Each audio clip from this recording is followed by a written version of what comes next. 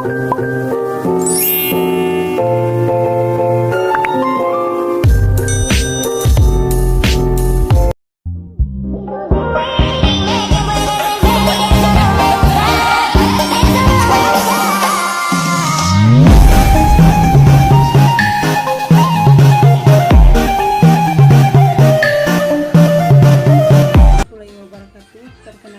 nama saya Brian Tahir dari Prodi Bahasa Inggris kelas 2A.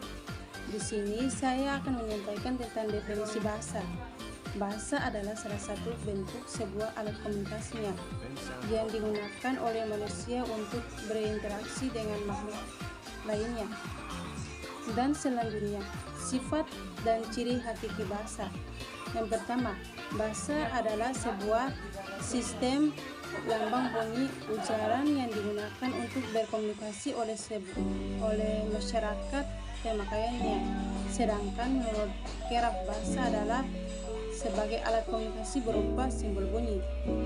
Dan selanjutnya, kedua, bahasa merupakan lambang seperti yang sudah dituliskan bahwa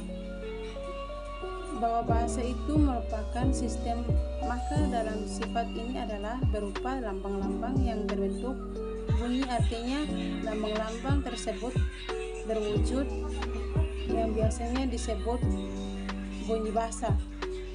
Dan selanjutnya, ketiga, bunyi bahasa. Bahasa itu berupa bunyi-bunyi yang bermakna yang dilandasi dengan sistem yang berlaku dalam bahasa tersebut. Dan selanjutnya, keempat, bahasa bersifat arbiter, artinya bahasa hubungan antara lambang bunyi dengan yang lambangkan.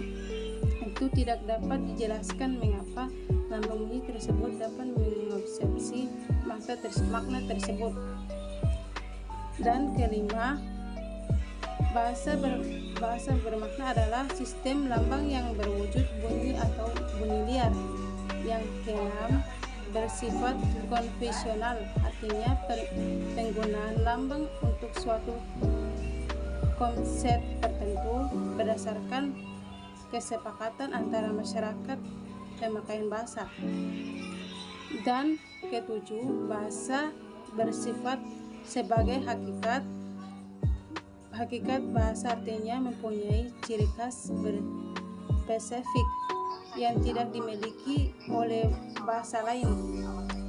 Dan selanjutnya, kedelapan, bahasa bersifat universal, artinya ada ciri-ciri yang dimiliki oleh setiap bahasa yang ada di dunia ini.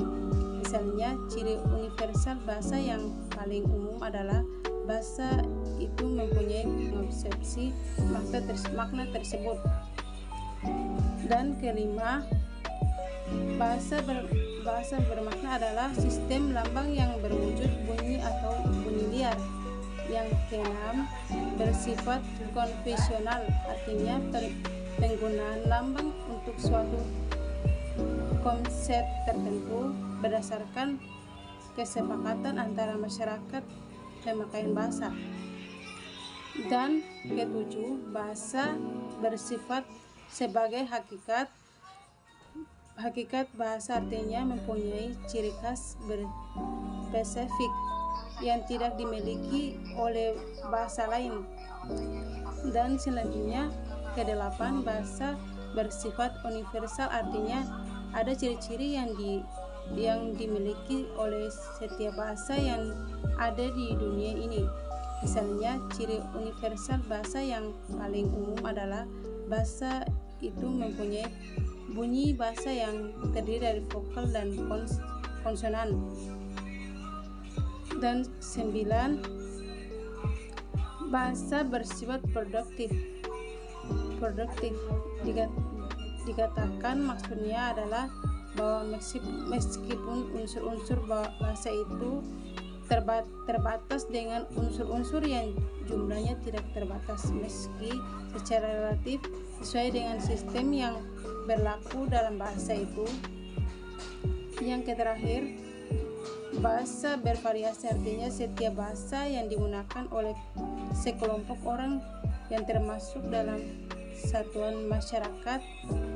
Bahasa itu tidak hanya satu atau dua bahasa, saja tetapi beraneka ragam. Itulah saya sampaikan, lebih dan kurangnya saya mohon maaf. Assalamualaikum warahmatullahi wabarakatuh.